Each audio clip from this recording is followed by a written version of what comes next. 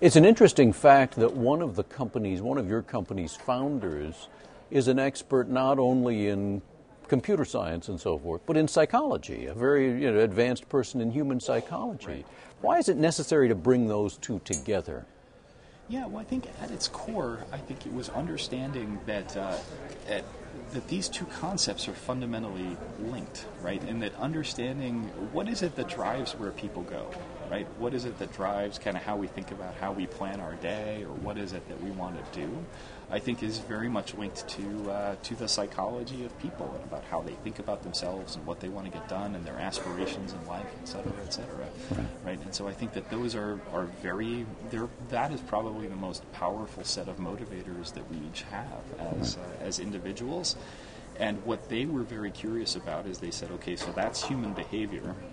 We get that.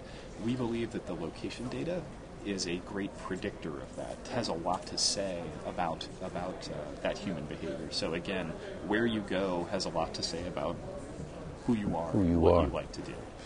What's next? The potential seems staggering. What's the next thing you hope to be able to understand or do?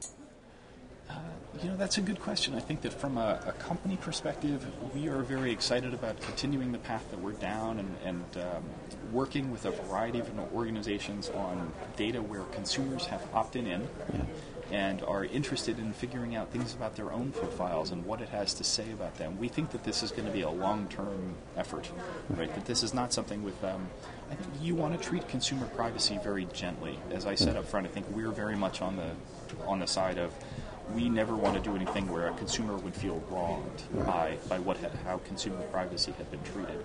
But at the same time, we'd like to mount an effort where we see a lot of consumers willing to share this kind of information in exchange for the kinds of benefits that they could get back, similar to some of the ones that I mentioned before.